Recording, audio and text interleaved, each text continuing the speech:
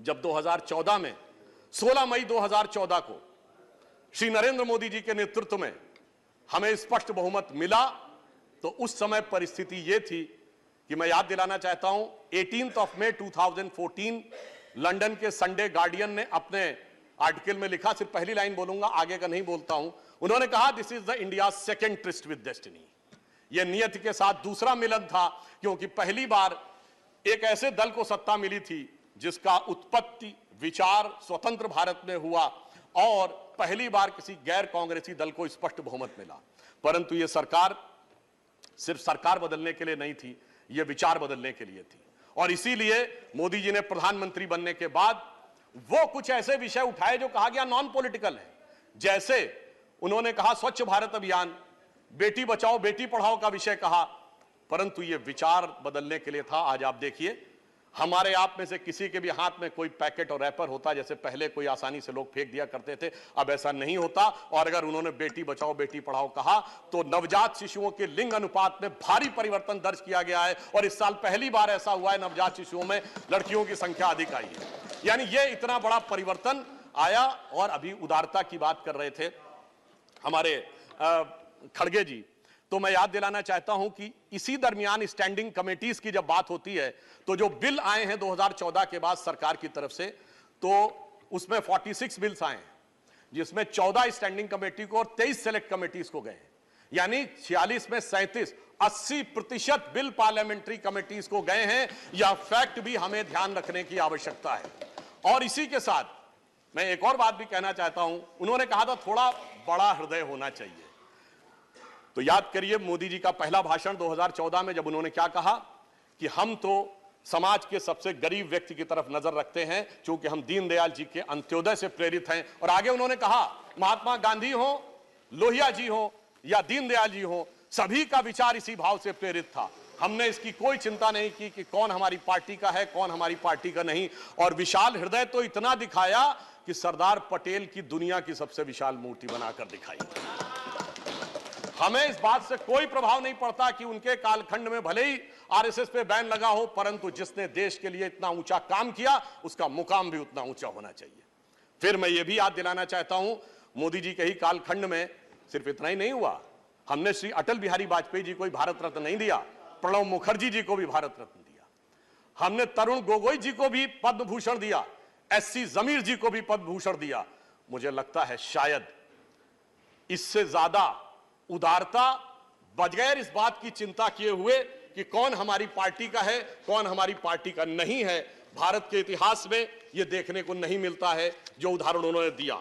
हां, यह जरूर कह सकते हैं कि बहुत से ऐसे लोग, उनको इसमें भी उदारता न नजर आई हो, जो बाबा साहब का बहुत उल्लेख करते हैं, और बाबा साहब को भारत रत्न देने में इतना लंबा समय लग गया था, उनके कालखंड में नहीं मिला था।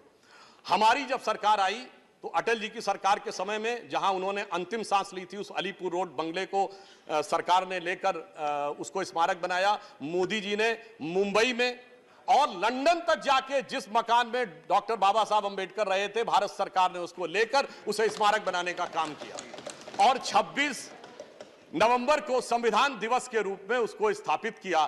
तो यह दर्शाता है कि हमने सभी के प्रति, जिसने इस देश के लिए जो योगदान दिया, उन सब के प्रति हमने ईमानदारी से और पूरी दृढ़ता के साथ इन 75 वर्षों में यह करने का प्रयास किया है। और एक और बड़ा परिवर्तन आया। देखिए, जब इस देश के प्रथम प्रधानमंत्री पंडित जवाहरलाल नेहरू जी बने, परंतु वो ईश्वर की कृपा से एक समृद्ध परिवार से आते थे।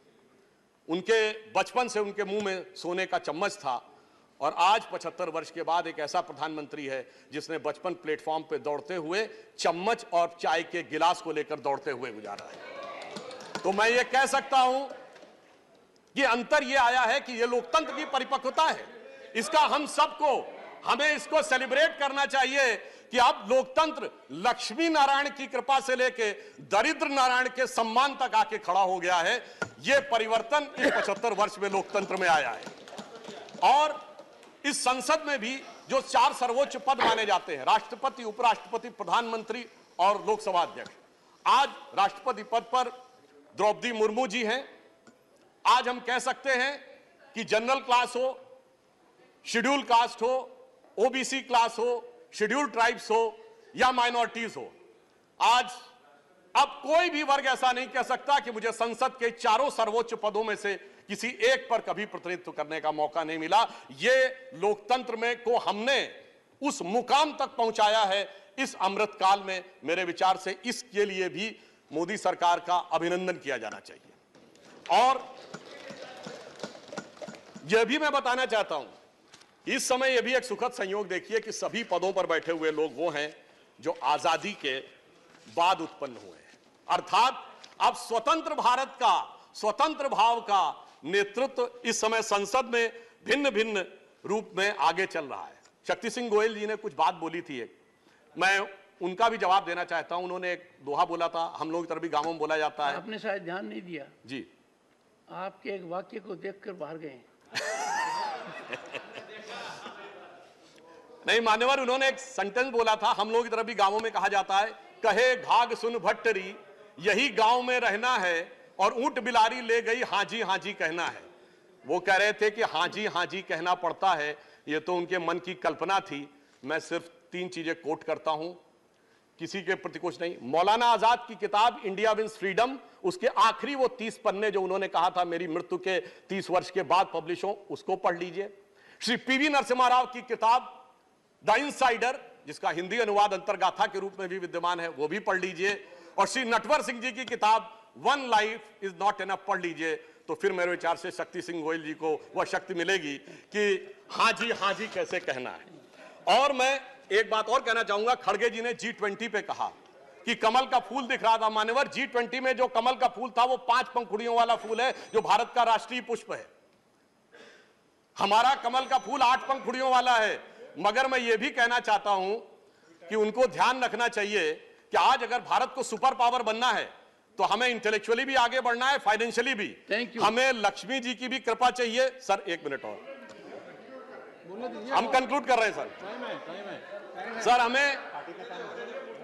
हमें लक्ष्मी जी की भी कृपा चाहिए और सरस्वती जी की भी कृपा चाहिए, और दोनों ही कमल पे विराजती हैं। तो जितना कमल खिला रहेगा हमारा प्रगति का मार्ग उतना ही प्रशस्त रहेगा।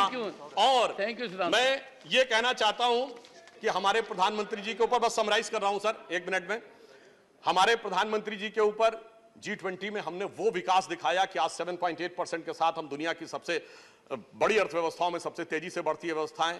आज दुनिया में क्या स्थिति है, चाइना की, अमेरिका की, यूरोप की, पाकिस्तान और श्रीलंका छोड़ दीजिए।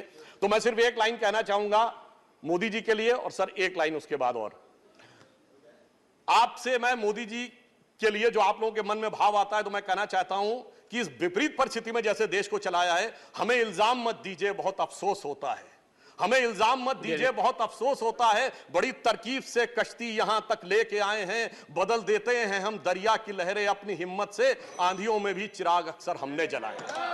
और अंत में सर 1 मिनट, अंत में मैं अटल जी की उस पंक्ति से समाप्त करता हूं। आप सबसे आह्वान करता हूं, नई संसद में जा रहे हैं तो वो जो उनकी पंक्ति थी कि आओ मिलकर दिया जलाएं, तो मैं ये कहना चाहता हूं, आहुति बाकी यज्ञ अधूरा, अपनों के विघ्नों ने घेरा। अपने लोग ही कुछ विघ्न उत्पन्न कर रहे हैं, कोई बात नहीं। आहुति बाकी यज्ञ अधूरा, अपनों के विघ्नों ने घेरा, अंतिम जय का वज्र बनाने नवदधीच हड्डियां गलाएं, आओ मिलकर दिया जलाएं।